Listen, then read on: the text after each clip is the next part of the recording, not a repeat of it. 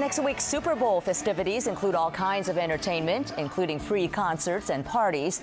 But a shadow economy often accompanies these big events. Law enforcement officials say the Super Bowl is a magnet for human traffickers, with people forced to work as prostitutes and laborers against their will. Joining us now to discuss efforts to crack down on this trade are the FBI's Bertram Fairries, Assistant Special Agent in charge of a task force that combats sex trafficking, and Ruth Silver Taube, Legal Chair of the South Bay Coalition to End Human Trafficking. Welcome to you both. And Bert, I wanted to start with you. You've been with the FBI 26 years. What will law enforcement authorities be looking for in trying to spot sex trafficking victims?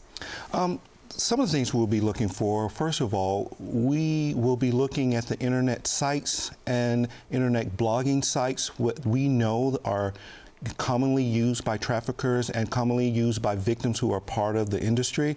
We will be monitoring that. We'll be watching that.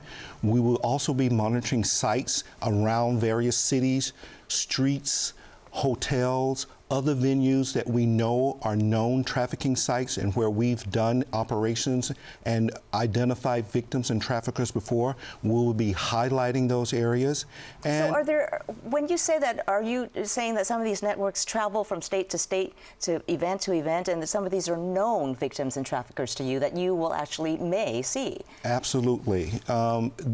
We just are not focused on this during the Super Bowl. This is a continuous investigations and operations that are done by the FBI and our federal and state and local partners. So we have done, I think, a job at identifying traffickers, identifying trafficking networks, and identifying victims. The harder problem comes in trying to detect and deter and dismantle them and bringing those victims out. So just that we have identified them is not as easy to dismantle that. And that's why we continue to focus operations against it. And this is where the public can help out as well, Ruth. I know that your group trains people on what to look for. What should the general public be looking for? How do you spot a potential sex trafficking victim? We have physical signs, mental signs that a person may not answer directly. They are controlled. They look disheveled. They don't know what city they're in. They're frightened. They're always looking at their phone. And Bert, is there any way to quantify how big this problem? We keep on seeing reports out there that some people are saying this is bigger than the drug industry. But is that true? I would answer that question this way.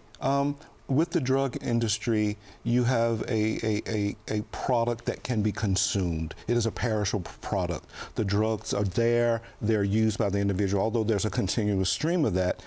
The difference is with sex trafficking, the victim is, or with labor trafficking, the victim is there. That victim is used continuously. That victim is used repeatedly.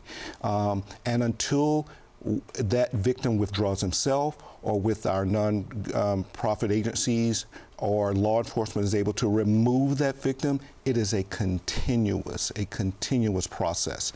Who are the and Johns? That's the differences. Are the Johns usually local to those communities, or are they also people who have flown in for big events like the Super Bowl? They're a combination of both. They're locals, and they're the individuals that actually follow trafficking organizations, and in particular women from city to city. And then there's also individuals who come in for the event and just partake in that activity while they're there. Ruth, there's a lot of discussion around this, of course, now around the Super Bowl. There have been high-profile events. There was a press conference this week at SFO with 4 district attorneys trying to shine the spotlight on this. But what happens after the game has been played, the confetti is gone? It's an ongoing problem. Are you worried that awareness and focus on the issue will decline? There's really no statistical evidence that there's a great increase in trafficking. It's a problem that existed before the Super Bowl. It's going to exist after. But we're thankful because there's a lot more resources and a lot more attention, a lot more awareness. And we're hoping that the few thousand people that we've trained will go on and continue to look, that their consciousness will be raised.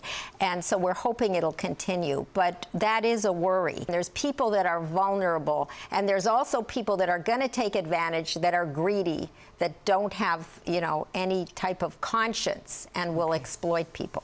Well, and as Bert said, the challenge is dismantling these networks, and it's something that I think we can all work together on in terms of making sure the public is aware of what to look out for, too.